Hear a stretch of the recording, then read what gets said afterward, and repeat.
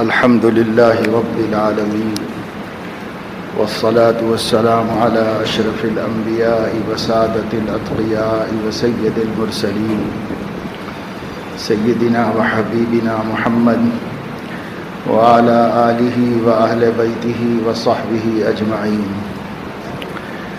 أما بعد فقد قال الله تبارك وتعالى: وإني لغفار لمن تاب وآمن وعمل صالحا ثم اهتدى. صدق اللہ العظیم.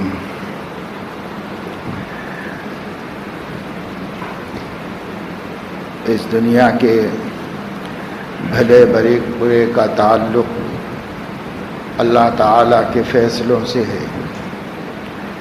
ہر مسلمان نے اس بات پر ایمان لایا ہے اور اس بات کا اقرار کیا ہے: والقدر خیرہ وشرہ من اللہ تعالی. جو کچھ بھی اس دنیا میں ایک شخص کے ساتھ یا پوری انسانیت کے ساتھ ہوتا ہے، اچھا ہو یا برا ہو، اس کا اللہ کی طرف سے مقدر ہونا حق ہے اور یقینی. ساری دنیا کے مسلمانوں نے اس کا اقرار کیا ہے. والقدر خیرہ وشرہ من اللہ تعالی. لیکن اللہ تبارک و تعالی شانہ کا خیر اور شر کے فیصلے فرمانا اندھا دھن نہیں ہے. بھائی جب چاہے اللہ تعالیٰ نے خیر کا فیصلہ کر دیا، جب چاہے شر کا فیصلہ کر دیا، کبھی مصیبتوں میں مبتلا کر دیا، کبھی سکھ اور آرام کے دن دکھا دیے. ایسا کوئی اندھا دھن معاملہ نہیں ہے، بلکہ حق تعالیٰ شانہ حکیم ہے اور علیم ہے. کائنات میں کسی کے پاس وہ علم نہیں ہے جو اللہ تعالیٰ کے پاس ہے، اور کائنات میں کسی کے پاس وہ حکمت و دانائی نہیں ہے جو اللہ تعالیٰ کے پاس ہے. اس لیے جو کچھ اللہ رب العزت فیصلے کرتے ہیں اپنے علم محیط، علم بسیط اور علم کامل کی بنیاد پہ کرتے ہیں، اور جو کچھ اللہ تعالیٰ فیصلے کرتے ہیں اپنی حکمت اور اپنی منشا اور مصلحت کی بنیاد پہ کرتے ہیں. اور یہ قانون ضابطہ اللہ رب العزت نے اپنی کتاب میں نازل فرما دیا ہے ہم آخری امت کے انسانوں کے واسطے، مسلمانوں کے واسطے، کہ حق تعالی شانہ کا ضابطہ یہ ہے کہ لوگ اپنا معاملہ اللہ تعالیٰ کے ساتھ جیسا رکھیں گے، اللہ تعالیٰ اسی اعتبار سے ان کے حق میں فیصلے فرمائے گا. معیار دنیا کی زندگی کا کامیاب ہونا نہیں. کبھی یہ ہو سکتا ہے کہ بندہ بہت اچھی زندگی گزار رہا ہو، بہت نیک ہو، بہت صالح ہو، ہر قسم کی معصیتوں اور گناہوں سے دور رہتا ہو، شریف ہو، باوقار ہو، لیکن مصائب کے اندر مبتلا ہو اور پریشان ہو. اور کبھی ایسا ہو سکتا ہے کہ ایک شخص ظالم ہے، بدمعاش ہے، بد کردار ہے، ہر قسم کی برائیوں میں مبتلا ہے، کوئی بھلائی کا اس سے صدور نہیں ہوتا، لیکن وہ امن میں ہو، سکون میں ہو، آرام میں ہو، عیش میں ہو. یعنی یہ بھی ضروری نہیں ہے کہ حالات اگر خراب ہوں تو ہم خراب ہیں، یہ بھی کوئی ضروری نہیں ہے. اور یہ بھی کوئی ضروری نہیں ہے کہ حالات بہت اچھے ہوں تو وہ آدمی بہت اچھا ہے، ہم اللہ کے مقبول ہیں، یہ بھی کوئی ضروری نہیں. یہ دنیا کا نظام پورا الگ منصوبے کے تحت اللہ نے بنایا ہے، اور آخرت کا نظام، کامیابی کا نظام، اس کا منصوبہ بالکل الگ ہے. اس دنیا میں اللہ کسی حکمت سے کبھی کسی کو اقتدار دیتا ہے، کبھی چھین لیتا ہے. قرآن کریم میں فرمایا گیا ہے وتعز من تشاء وتذل من تشاء اللهم مالک الملک تؤتی الملک من تشاء وتنزع الملک ممن تشاء، جس سے چاہتا ہے چھین لیتا ہے، جس کو چاہتا ہے دے دیتا۔ اللہ تبارک و تعالی شانہ کا یہ ایک الگ پلان ہے، ایک الگ منصوبہ ہے۔ جس کو چاہتا ہے اللہ تعالیٰ عزت دیتا ہے، ذلت دیتا ہے۔ اس دنیا میں دنیاوی عزت، دنیاوی ذلت، دنیاوی کامیابی، دنیاوی ناکامی، دنیاوی اقتدار، دنیاوی محرومی، دنیاوی عیش و عشرت اور دنیاوی بے چینی اور بے سکونی، بدامنی، سب کا ایک الگ نظام ہے اللہ تعالیٰ کا، اور آخرت کی کامیابیوں کا الگ نظام ہے۔ آخرت کی کامیابی کا تعلق آپ کے عمل سے ہے، آپ کے دین سے ہے، آپ کے تقوی سے ہے، آپ کے تعلق مع اللہ سے ہے۔ اس دنیا میں رہتے ہوئے آپ کے اللہ کے قانون کا احترام کرنے سے ہے۔ کون بندہ اللہ کا کتنا احترام کرتا ہے، کون بندہ اللہ کے قانون کا کتنا احترام کرتا ہے، کون بندہ اللہ کے فرستادہ اور بھیجے ہوئے رسول کی کتنی عزت کرتا ہے، ان سے کتنی محبت رکھتا ہے، ان کی کتنی اطاعت کرتا ہے، فرما برداری کرتا ہے۔ کون بندہ اللہ کی نازل کی ہوئی کتاب پر یقین رکھتا ہے اور اسی میں دیے گئے منشور اور دستور حیات سے کامیابی پر ایمان رکھتا ہے۔ کون بندہ رکھتا ہے، کون نہیں رکھتا ہے۔ آخرت کا تعلق اس سے۔ مصیبتیں، مشکلات، مخالفتیں، ناموافق حالات تو نبیوں کو بھی پیش آئی، وہ کیا گناہ کرتے تھے؟ ہم تو اپنے لیے کہہ سکتے ہیں کہ ہماری بدی کی زندگی اور برائی کی زندگی ان برائیوں کا سبب ہے، لیکن جو نیک بندے مبتلا مشکلات کیے گئے، آزمائے گئے، سخت پریشانیوں میں ڈالے گئے، ان کا کیا قصور تھا؟ تو معلوم یہ ہوا کہ یہ ضابطہ اللہ کا الگ ہے بالکل، کہ اس دنیا میں کبھی بھی کسی کو مسلسل چین سکون نہیں ملنا ہے، کسی کو بھی نہیں ملنا ہے، چاہے نبی کیوں نہ ہو۔ آپ امام الانبیاء صلی اللہ علیہ وسلم کے حالات پڑھیں یا ان سے پہلے جتنے نبی اس دنیا میں آئے ہیں ان کی سیرت پڑھیں، آپ کو پتہ چلے گا کہ نبیوں کو بھی مسلسل سکون نہیں رہا، مسلسل اطمینان کبھی نہیں رہا ان کو۔ کبھی ان کے لیے بھی اچھے دن آئے، کبھی ان کے لیے بھی مشکل دن آئے، ان کے لیے بھی کبھی خوشیوں کا وقت آیا، کبھی غم سے نڈھال ہوئے۔ ان لوگوں کے لیے بھی اللہ تبارک و تعالی شانہ نے مخالف کھڑے کیے اور موافق بھی اللہ نے ان کو دیے۔ دیکھو صحابہ کرام نبی کے اتنے چاہنے والے اور ایسے عاشق ہیں کہ ہم مسلمان تو کہتے ہی ہیں، بڑے بڑے مشرکین نے، اعداء اسلام نے ایک ملاقات کی حضور علیہ السلام سے اور اپنی قوم میں جا کر صاف صاف کہا کہ ہم دنیا کے بادشاہوں سے ملے ہیں، حسینوں سے ملے ہیں، محبوبوں سے ملے ہیں، شاعروں سے ملے ہیں، خطیبوں سے ملے ہیں، دنیا کے بڑے بڑے مالداروں سے ملے ہیں، آج تک ہم نے کسی کو ایسی محبت کرتا ہوا نہیں دیکھا جیسے اصحاب محمد کی کرتے۔ حضور علیہ السلام کے صحابہ حضور علیہ السلام کی جو عظمت کرتے، جو محبت کرتے۔ صحیح بخاری میں حدیث ہے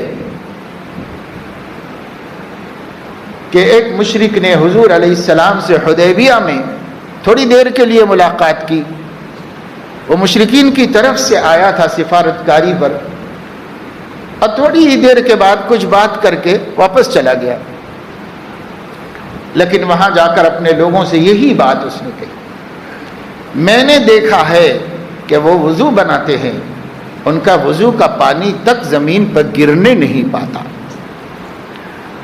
لوگ اپنے ہاتھوں میں لے کر اپنے جسم اور کپڑوں پر مل لیتے تھے اور اس کے لیے بھیڑ لگ جاتی تھی، اور اگر کوئی نہیں پہنچ پایا اور نہیں لے پایا تو جنہوں نے لیا ہے ان کے ہاتھ سے ہاتھ مل کے اپنے سینے پر اپنے کپڑوں پر لگا لیتے.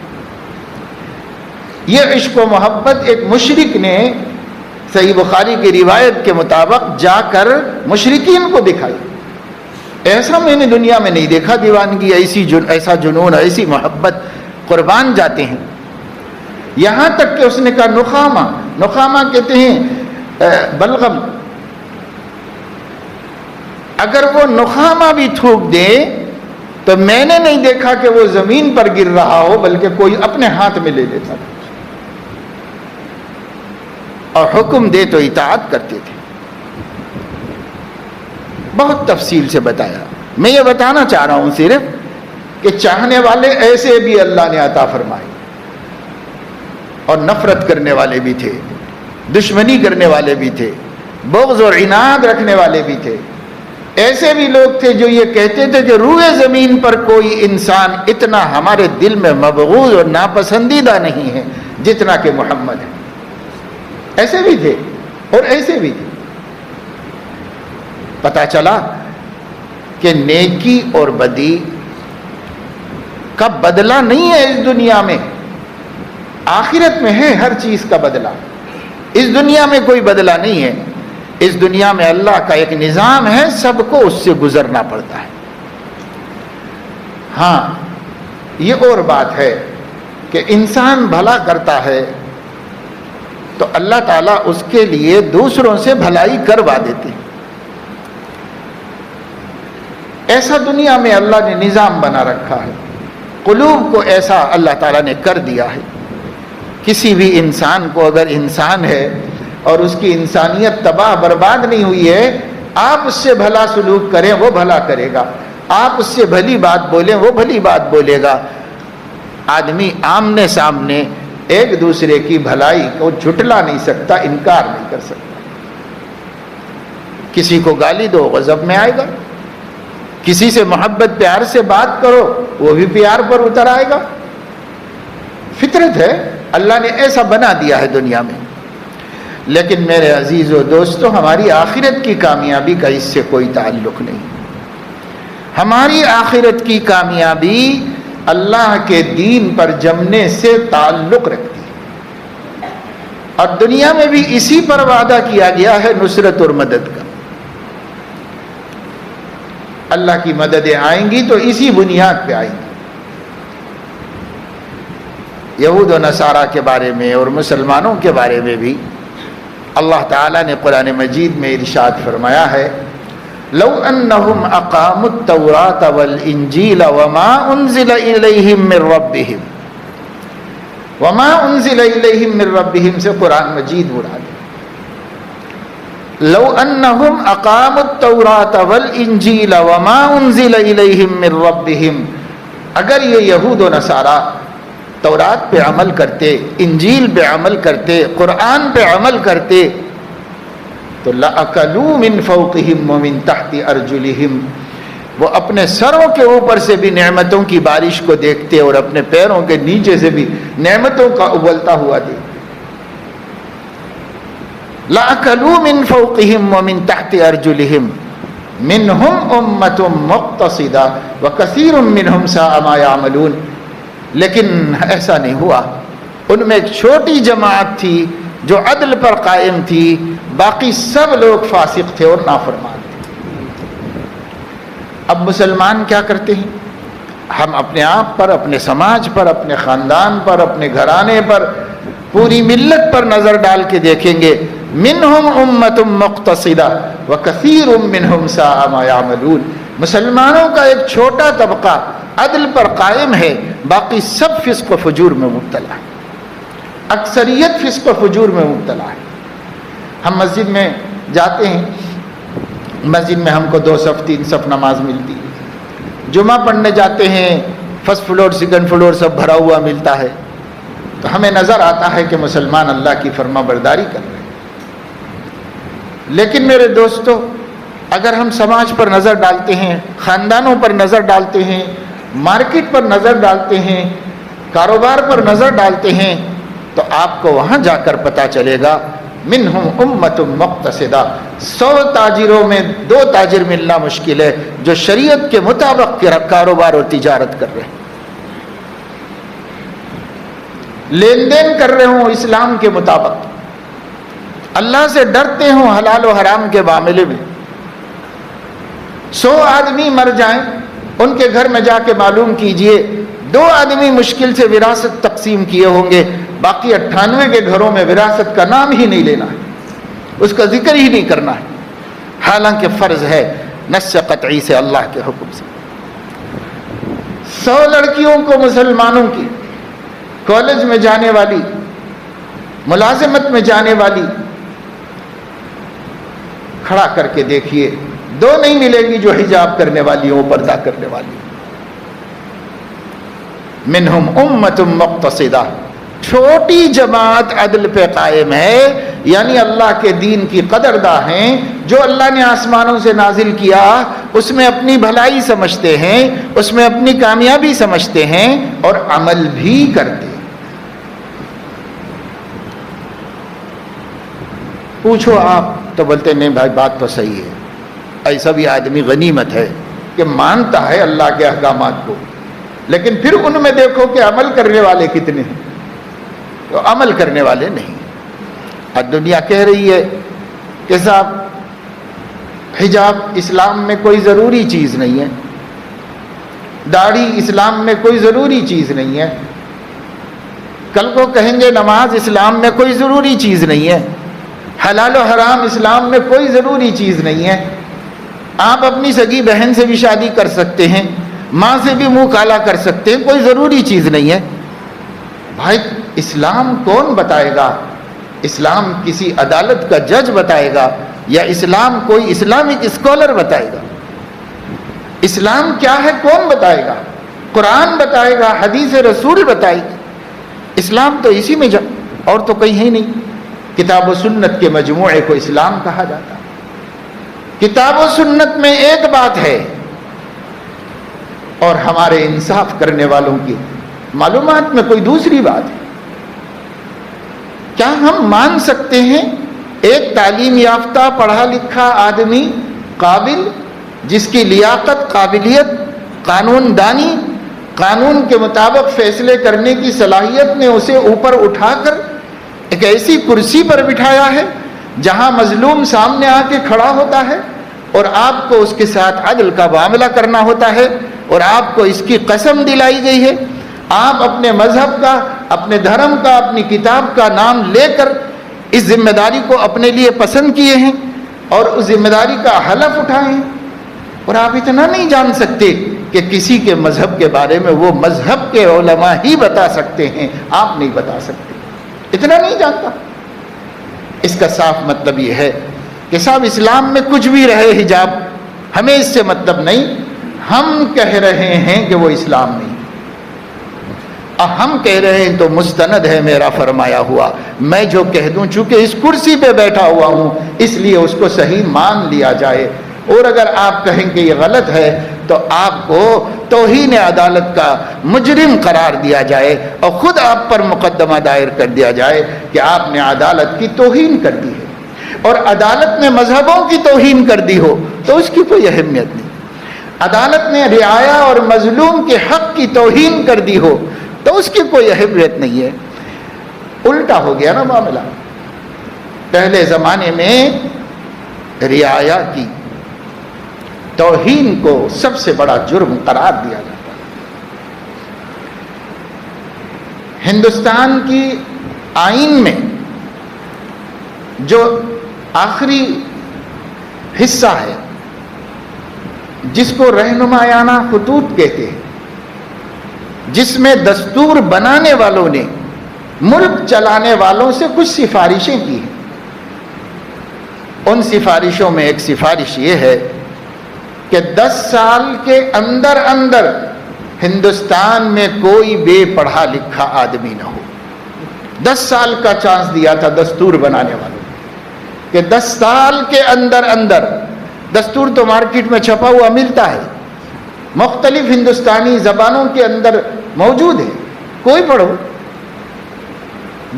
دستور بنانے والوں نے حکومت بنانے والوں سے کہا تھا کہ 10 سال میں ہندوستان کو تعلیم یافتہ بنایا جائے، تعلیم کے لیے سہولتیں رعایا کو میسر کی جائے، رعایا کے لیے ان کا اپنا مکان ہونے کا انتظام کیا جائے، کہ ملک میں کوئی بے مکان نہ ہو، سب کا اپنا کوئی ٹھکانہ ہو، اس کا انتظام کیا جائے۔ انہوں نے سفارش کی تھی کہ عدالتوں کا نظام اتنا مضبوط بنایا جائے، اس ملک کا سب سے غریب مظلوم ہندوستان کا، اس کے دل میں یہ اطمینان رہے کہ عدالت میرے لیے بھی ہے، انصاف میرے لیے بھی ہے، اور مجھے کچھ خرچ کرنے کی ضرورت نہیں، میں عدالت جاؤں گا وہ مجھے انصاف مل جائے۔ ہر شہری کو یہ یقین دلانے کی سفارش کی گئی تھی، ملک کا غریب سے غریب انسان جو 100 روپے وکیل پہ خرچ نہیں کر سکتا، اس کے دل کو بھی اطمینان ہو، کوئی میرے اوپر ظلم کرے گا، میرے ملک کی عدالت مجھ سے انصاف کرے گی۔ یہ یقین دلانے کی سفارش کی گئی۔ اور سفارشیں ہیں بڑی کام کی باتیں، تجربے کار لوگوں نے، دستور بنانے والوں نے حکمرانوں کو راہ دکھائی تھی کہ اس ملک کو اس راہ پہ لے کے چلو۔ اسی میں ایک بات تھی کہ اس کا بھی حکمرانوں کو سوچنا ہے کہ جس قدر جلد ممکن ہو سکے اس ملک میں یکساں سول کوڈ نافذ کیا جائے جو تمام اقوام ہندوستان کے لیے قابل قبول ہو۔ تو یہ ایک سفارش تو ہر وقت سرخیوں میں رہتی ہے، اخبارات کے، میڈیا کے ہیڈ لائنز میں رہتی ہے، یہ ایک سفارش۔ باقی جتنی سفارشیں رعایا کے حق میں تھی جو اس کے مقابلے میں پاسبل تھی، ممکن تھی، اس کو کتنا عمل کیا اور کتنا دستور سازوں کی حوالے سے اس کو لوگوں نے بیان کیا۔ اب رعایا میں طاقت نہیں ہے کہ وہ حکمرانوں سے سوال کر سکے، وہ پوچھ سکے۔ کہا جاتا ہے کہ جمہوریہ میں پبلک کی حکومت ہے، کہا جاتا ہے کہ جمہوریہ میں عوام جس کو چاہے حکمراں بنائے اور جس کو چاہے معزول کر دے۔ ایسا ماضی میں تھا، تاریخ بتاتی ہے، لیکن آنکھیں نہیں دیکھتی ہیں، آنکھیں نہیں دیکھتی ہیں کہ ایسا ہوتا ہے، ایسا ہے، جمہوریہ کا یہ مطلب ہے، آنکھیں نہیں دیکھ رہی ہیں، تاریخ بتا رہی ہے کہ ماضی میں کبھی ایسا ہوتا تھا۔ میرے دوستو عزیزو، یہ جو حالات بدل رہے ہیں، بدل گئے ہیں، کیا اس میں ہمارا اپنا کوئی قصور ہے؟ حکمرانوں کا جو ہے وہ آنکھوں کے سامنے ہے، عیاراچ بیاں، ہر بچہ سمجھ رہا ہے، ملک کا ہر شہری سمجھ رہا ہے، پڑھا لکھا دیکھ رہا ہے، ان پڑھ دیکھ رہا ہے کہ یہاں پر جو ہے وہ اندھیر نگری ہے، بس ایک منصوبہ بنا لیا گیا ہے، ایک نظام بنا لیا گیا ہے، وہ چلایا جا رہا ہے، چل رہا ہے، سب کو نظر آ رہا ہے۔ لیکن سوال یہ ہے کہ ہم اتنا دیکھیں کہ کیا کچھ ہمارا بھی اس میں دخل ہے؟ تو آپ کو سمجھ میں آئے گا آپ کا دخل ہے، اور بہت بڑا کردار ہے۔ وہ یہ ہے کہ ہم کو 600 برس تک بنا کسی کی شرکت کے اکیلے تنے تنہا اس ملک کی اقوام پر حکمرانی کا موقع ملا، لیکن ہمارے حکمرانوں نے اسلام اور اسلام کی دعوت لوگوں کے سامنے نہیں پیش کی۔ انہوں نے عیش کیا، انہوں نے حکومت کی بنیاد پہ جہانگیری کی، اڑوس پڑوس سے مقابلہ کرتے رہے۔ ایک ایک بادشاہ کی پوری زندگی اپنے پڑوسی دشمنوں سے لڑنے میں نکل گئی، مقابلے کرنے میں نکل گئی، اپنی سرحدوں کی حفاظت میں نکل گئی، اور عیش و عشرت کرنے میں نکل گئی۔ لیکن کسی کو یہ توفیق نہیں ہوئی کہ وہ ایسا نظام بنائیں کہ کم از کم ملک میں رہنے والوں کو بغیر کسی جبر و اکراہ کے بس یہ بتا دیں کہ یہ اسلام ہے، اسلام اس کو کہتے ہیں، اسلام اس دین کا نام ہے۔ اتنا بتا بھی دیے ہوتے تو جو لوگ 4-5 ہزار برس سے مظلوم تھے وہ سب اسلام کا حصہ ہوتے، لیکن اس کا کوئی کام نہیں کیا گیا، اس سلسلے میں کوئی کوشش نہیں کی گئی۔ ہندوستان میں جتنی دعوت کی کوششیں ہوئی ہیں، اللہ پاک ان اولیاء ہند کو جزائے خیر عطا فرمائے، بس انہی کی نفوس قدسیہ نے کام کیا ہے، وہ کسی نے نہیں کیا۔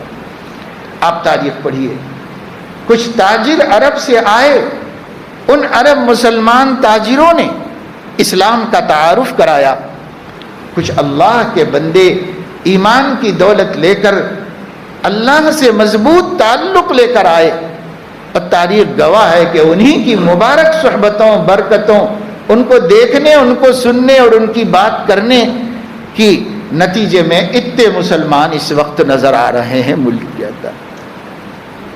حکمرانوں نے کیا کوشش کی؟ حکمرانوں نے کوئی کوشش نہیں، یہ سب اللہ کے کچھ نیک بندوں کی کوششوں کا نتیجہ ہے۔ پورا بنگال آج مسلمان ہے، بنگلہ دیش بن گیا، وہ پہلے تو ہندوستان ہی کا، بنگال کے نام سے وہاں تک سب ملا کے بنگال، اب بنگال ایک چھوٹی ریاست، اس میں کا چھوٹا حصہ رہ گیا، باقی سب ایک دوسرا ملک بن گیا، وہاں مسلمانوں کی اکثریت۔ بھارتی بنگال کے اندر بھی ہے مسلمانوں کی بڑی تعداد۔ یہ گڑھ ہے شرک کا بنگال، لیکن یہیں مسلمانوں کی اکثریت کیسے ہو گئی؟ ایک اللہ کے بندے کی کوشش، تاریخ پڑھیے آپ، مولوی کرامت علی کی کوشش، اور بلکہ کرامت اللہ کے دکھائی ہوئی، 2.5 کروڑ مشرک اسلام میں داخل ہوئے ایک بندے کی کوشش سے۔ خواجہ معین الدین اجمیری رحمت اللہ علیہ کے ہر سفر میں 1 لاکھ لوگ اسلام میں داخل، ہر سفر میں لوگوں کو اسلام سکھایا اور بتایا، ورنہ پورا ملک شرق سے غرب تک، کشمیر سے کنیا کماری تک اہل کفر کا تھا، اتنے مسلمان کہاں سے آ گئے؟ اتنے سارے مسلمان یہیں کے لوگوں کو جب دعوت دی گئی، اسلام بتایا گیا، اسلام سکھایا گیا، اسلامی تعلیمات سے روشناس کرایا گیا، اسلام کی سماجی اور انسانی تعلیمات ان کے سامنے رکھی گئی، ان کے دل بھر آئے اور انہوں نے اس دین کو قبول کرنا اپنے لیے شرف سمجھا، خوشی سمجھا اور اسے قبول کیا۔ انہی کی آل اولاد ہم لوگ ہیں، انہی کی آل اولاد ہیں ہم۔ لیکن اگر کام کرتے 600 سال میں تو کتنا چانس اللہ نے دیا تھا، اس کا کام ہوا نہیں۔ دوسری ہماری غلطی یہ ہے کہ ہم نے اس ملک میں اقتدار میں حصہ داری کے لیے سنجیدہ کوشش نہیں کی۔ جب موقع تھا، جب چانس تھا، اس وقت میں سنجیدہ کوشش اس کے لیے نہیں کی، سیاست سے دور رہنا اپنے لیے پسند کیا اور اسی کو دینداری سمجھا۔ اور تیسری ہماری کوتاہی جو اب بھی ہو رہی ہے، وہ اللہ کے دین کو خود ہی چھوڑ دینا ہے۔ یہ سب سے بڑا قصور ہمارا کہ ہم نے خود ہی اللہ کا دین چھوڑا ہوا ہے۔ کون مجبور کر رہا ہے آج بھی کہ ہر گھر کی بیٹی حجاب کے ساتھ باہر نکلے؟ کون مجبور کر رہا بھائی؟ ابھی تو یہ نئے قصے سامنے آ رہے ہیں، یہ بنا بنایا پلان ہے، منصوبے ہیں، جو ہو رہا ہے، اس کے پیچھے خفیہ ہاتھ ہیں جو کام کر رہے ہیں۔ ابھی شروع ہوا ہے، لیکن کل تک میں پوچھتا ہوں کہ کس مسلم بیٹی کو کس طاقت نے روکا تھا 5 وقت نماز پڑھنے سے؟ کس قوت نے اسے مجبور کیا تھا کہ وہ حجاب نہ کرے؟ کس نے اس کو مجبور کیا تھا کہ وہ اپنے اسلامی وقار اور شرافت اور اخلاق کو محفوظ رکھے، نہ رکھے؟ کون مجبور کر رہا تھا؟ کسی نے بھی نہیں کیا تھا۔ ہمارے جوانوں کو کس نے آوارہ بنایا؟ کیا کسی نے پکڑ پکڑ کے زبردستی گمراہ کیا تھا؟ کون ان کو ڈرگس کا عادی بنایا؟ کون نشوں میں مبتلا کر دیا؟ کون لڑکیوں کے ساتھ گھومنا پھرنا اور نامحرم بچیوں سے دوستیاں کرنا انتہائی بے حیائی اور پورے جسم کا زنا اور بدکاری کس نے مجبور کیا تھا؟ سرور عالم صلی اللہ علیہ وسلم سے صحیح حدیث میں ہے، آپ نے ارشاد فرمایا آنکھ زنا کرتی ہے اور آنکھ کا زنا نامحرم کو دیکھنا ہے، کان زنا کرتے ہیں اور کانوں کا زنا نامحرموں کی بات بلا وجہ سننا ہے، زبان زنا کرتی ہے اور زبان کا زنا نامحرم سے بلا وجہ گفتگو کرنا ہے، ہاتھ زنا کرتے ہیں اور ہاتھوں کا زنا نامحرم کو چھونا ہے، پیر زنا کرتے ہیں اور پیروں کا زنا نامحرم کی طرف جانا ہے، اور فرمایا اس کے بعد شرمگاہ اس زنا کی تصدیق یا تکذیب کر دے۔ یہ سارے زنا ہیں نبی کی نظر میں۔ ہمارے سماج کی اکثریت ان زناؤں میں مبتلا ہے کہ نہیں مبتلا ہے؟ یوں لفظ کہہ دے بھائی زنا، ارے زنا بہت بری بات ہے، توبہ توبہ، ہم سوچ بھی نہیں سکتے۔ لیکن بھائی وہ زنا جس کو آپ زنا سمجھ رہے ہیں، مان رہے ہیں، اس کو بھی نبی ہی نے زنا کہا ہے، اسی وجہ سے وہ اتنی بری چیز ہے۔ اور یہ آنکھوں کے زنا کو بھی نبی نے ہی زنا کہا ہے، کانوں کے زنا کو بھی نبی نے ہی زنا کہا ہے، اور صحیح حدیثوں سندوں کے ساتھ ہم تک آپ کا ارشاد پہنچ چکا ہے، جانتے ہیں سب مسلمان، لیکن اس کے باوجود مسلمان زناکار نہیں ہے۔ ہم لوگ سب زناکار نہیں ہیں، اپنی آنکھوں سے، کانوں سے، زبان سے، ہاتھ سے، پیر سے ایک شرمگاہ والا زنا نہیں کر رہے ہوں گے، بہت سے تو اس میں بھی مبتلا ہیں، اب وہ کوئی حیا کی بات نہیں رہ گئی، اس میں بھی مبتلا ہے۔ تو میں پوچھنا چاہتا ہوں کس نے آپ کو یہ سب کرنے پہ مجبور کیا ہے؟ کون کرا رہا ہے یہ کام؟ کرو نہیں تو ہم گولی مار دیں گے، کرو نہیں تو ہم تمہاری گردن اڑا دیں گے، کوئی کروا رہا ہے اس قدر مجبور کر کے۔ ہم نے دین اپنی خوشی سے چھوڑا ہے، ہم نے گناہ اپنے خوشی سے اختیار کیے، ہم نے اللہ کے غضب کو ہم نے اپنے آپ چھیڑا ہے۔ کس کا رونا روئیں گے، کس کی شکایت کریں گے؟ ہم اللہ کو صلح نہیں کر سکے، ہم اپنے اللہ کو مان نہیں سکے، یہ ہے ہمارا اتنا بڑا قصور، جس قصور کے بعد نہ خدا ہی ملا نہ وصال صنم۔ ارے ہزار مصیبتوں میں زندگی گزار لیتے، یہ تو یقین ہو جائے کہ ہمارا رب ہم سے راضی ہے، یہ ساری مصیبتیں برداشت ہو جائیں گی، چلو مریں گے، مرنے کے بعد اللہ تو خوش ہے، اللہ تو ہم سے خوش ہے، ہمیشہ کی زندگی تو کامیاب ہو گئی، سب برداشت کر لیں گے، کتنا ظلم کرتی ہے دنیا، کرنے دو۔ مگر جب اللہ بھی ناراض رہے تو پھر ہمارا کیا ٹھکانہ ہے اور کیا ہے ہمارے پاس؟ آقا صلی اللہ علیہ وسلم جب طائف سے واپس تشریف لا رہے تھے، آپ کو یاد ہوگا، سیرت سے مسلمان بہت حد تک واقف بھی ہیں، رہنا بھی چاہیے۔ طائف سے جب واپس تشریف لا رہے تھے، طائف میں کیا کچھ ہوا تھا؟ کوئی میرے جیسا انسان بھی ہوتا تو ذلت اور رسوائی سے ڈوب مرتا۔ وہ تو حیا کا پیکر تھے، وہ تو وقار کا پہاڑ تھے، ان پر کیا کچھ بیتی ہوگی، دل پہ بجلیاں گر گئی ہوں گی۔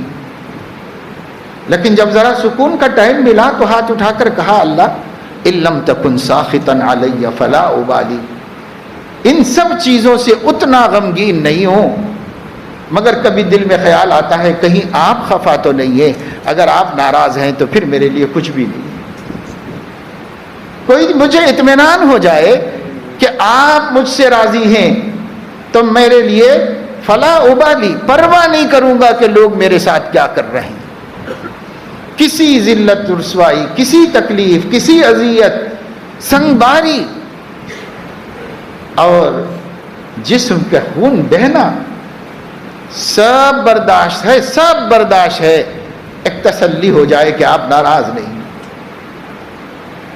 یہی وجہ ہے کہ وہاں سے جب واپس مکے میں آئے، اللہ تبارک و تعالی شانہ نے جبرائیل کو بھیج کر ہمارے آقا صلی اللہ علیہ وسلم کو آسمانوں پر بلایا، عرش معلیٰ پر بلایا، اللہ پاک نے ان سے براہ راست گفتگو فرمائی، اور اللہ تعالیٰ نے انت حبیبی و رسولی فرمایا، اور تسلی دے دی اللہ،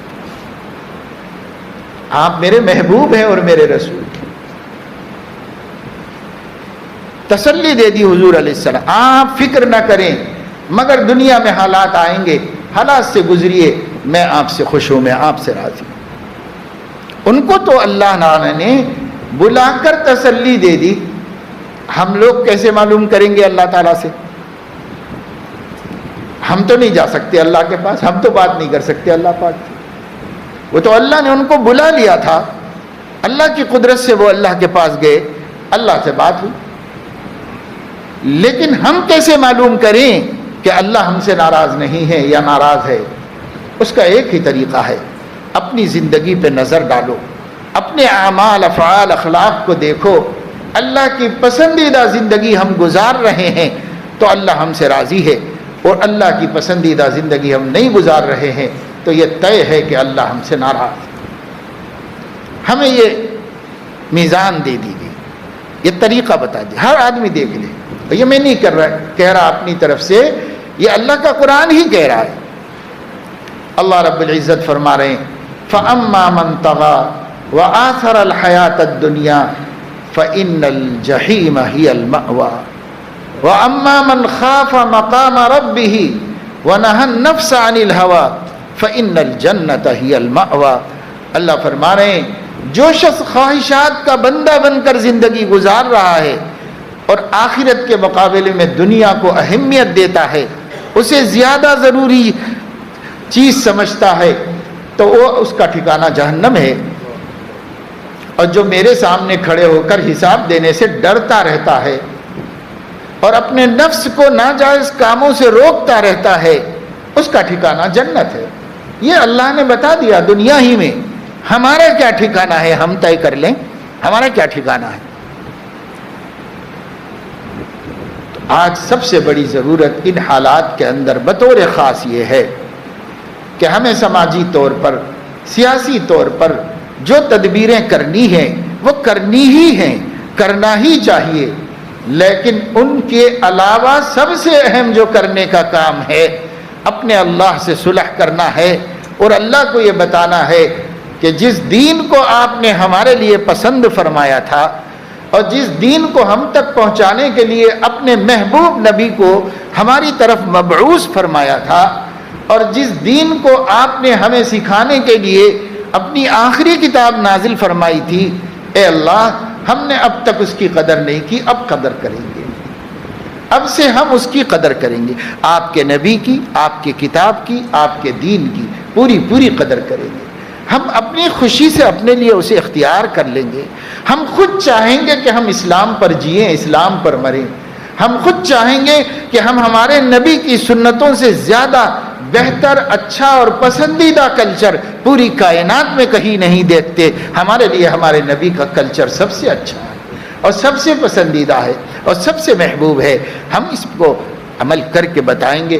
اگر ہماری اللہ سے صلح ہو جائے، مسلمانوں کی صرف 51% مسلمان، یعنی آدھے سے زیادہ، جس کو ہم اکثریت کہہ سکیں، 51% مسلمان بھی اللہ سے صلح کر لیتے ہیں تو وہ گھڑی ہوگی اور پھر اللہ کی مددوں کا نزول ہوگا۔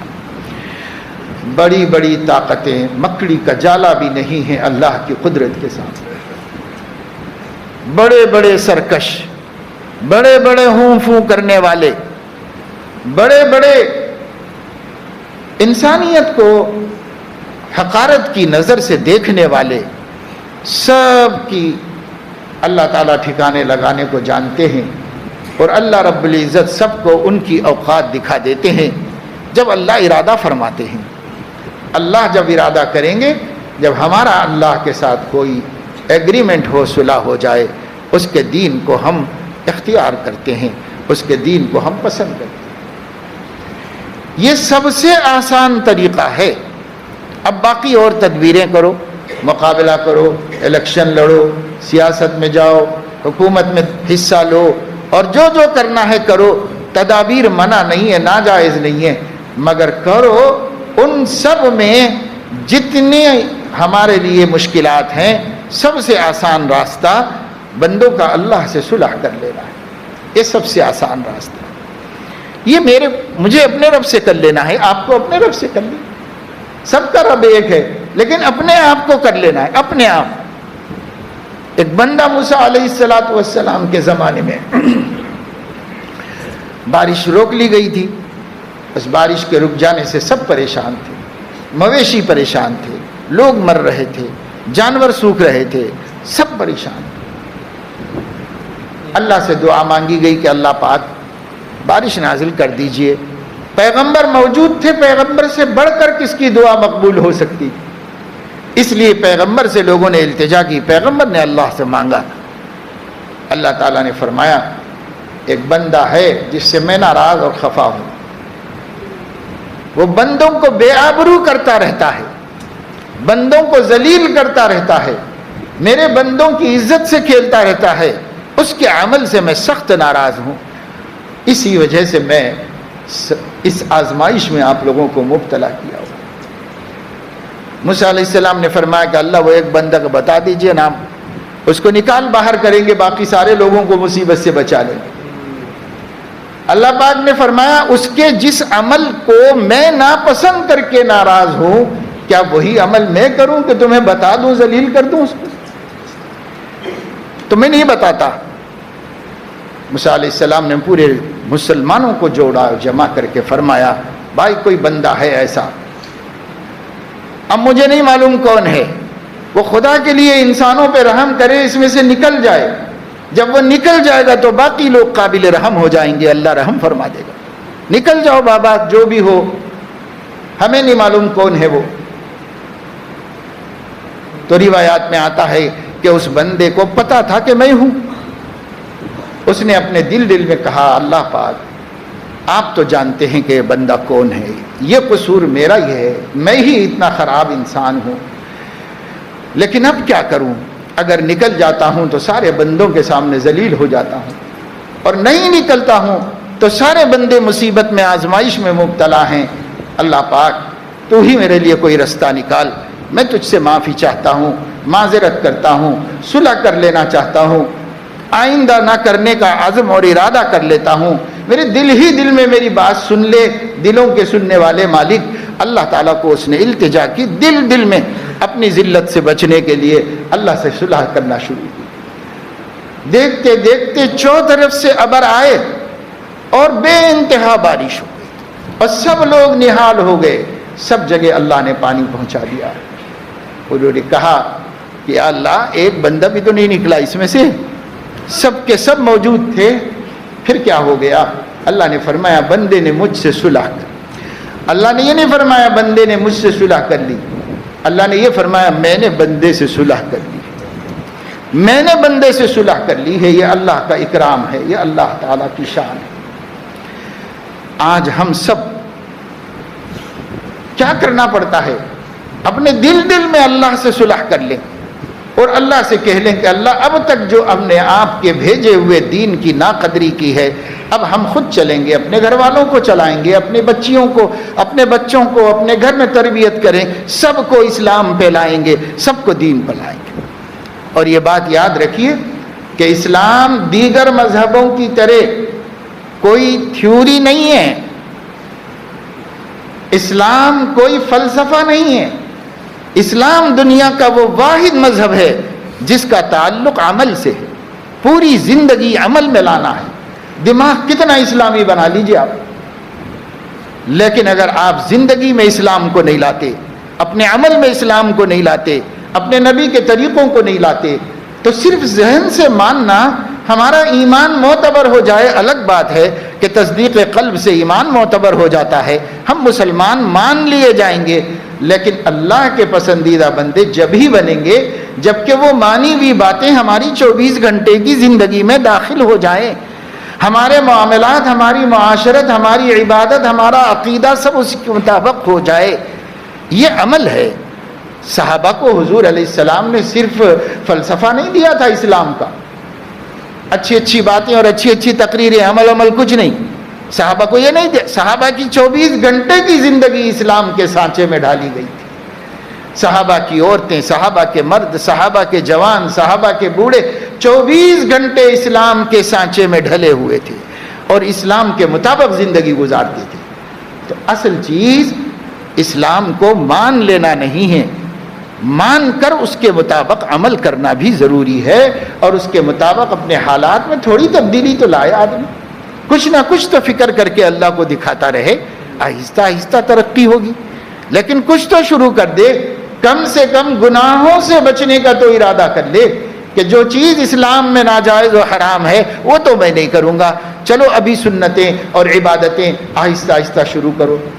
لیکن اتنا کرنے میں کیا تکلیف ہے کہ جو چیز اسلام نے ناجائز کہہ دی ہے مجھے نہیں کرنا ہے، بس اس میں تو کوئی مصیبت نہیں ہے، یہاں سے کام شروع ہو سکتا ہے، ہم یہیں سے کام شروع کریں، اسی پر اللہ پاک ہم پر رحم کرنا بھی شروع کر دے گا، مددیں بھیجے گا اللہ تعالیٰ، سب ظالموں کو جھکا دے گا، یا پھر اللہ رب العزت ان کے وجود سے زمین کو پاک کر دے گا۔ لوگ حیرت زدہ رہ جائیں گے، ایسے ایسے محفوظ لوگوں کو کیا ہو گیا، حیرت زدہ رہ جائیں گے۔ اللہ نے کیسے کیسے سرکشوں کو ان کے محافظوں ہی سے ہلاک کر کے بتا دیا۔ اللہ کے لیے کیا بڑی بات ہے، جو چاہیں کر سکتے ہیں۔ اللہ تعالیٰ مجھے آپ کو سب کو توفیق عمل نصیب فرمائے۔ آنے والی جو شب ہے وہ شب بھی برکت کی، اللہ نے اس کو برکت کا موقع قرار دیا ہے۔ برکت خبریں حضور علیہ الصلاۃ والسلام سے ہم تک پہنچی، اتنی خبریں پہنچی ہیں کہ اپنی سندوں کی کمزوری کے باوجود محدثین کے نزدیک قابل قبول ہے، اور سلف سے خلف تک ہر زمانے کے علماء، محدثین و فقہا نے اس رات کی عظمت و اہمیت کو مانا ہے، اس میں اللہ سے توبہ کرنے کا اہتمام کیا ہے۔ ہم بھی توبہ کا اہتمام کر کے اللہ تبارک و تعالی شانہ سے عہد کر لیں کہ اللہ اس رات کو ہم آپ کے سامنے توبہ کرتے ہیں، آپ بخشش کے ساتھ متوجہ ہیں اور ہم بخشش کے طلبگار ہیں، ہم آپ سے بخشش لینا چاہتے ہیں اور ارادہ کرتے ہیں اب کے بعد پھر ہم اپنی زندگی آپ کی بغاوت میں نہیں گزاریں گے، وفاداری میں گزاریں گے، فرما برداری میں گزاریں گے، نبی کے وفادار بن کے جئیں گے، قرآن کے وفادار بن کے جئیں گے، اسلام کے وفادار بن کر زندگی گزاریں گے۔ عہد کرنے میں کیا ہے، عہد کرو، مدد مانگو، کوشش کرو، اللہ تعالیٰ کوشش کرنے والے کو ناکام نہیں ہونے دیتا، کامیاب کر دیتا ہے اللہ تعالیٰ۔ اللہ پاک مجھے آپ کو سب کو توفیق عمل نصیب فرمائے، آمین، وآخر دعوانا الحمدللہ۔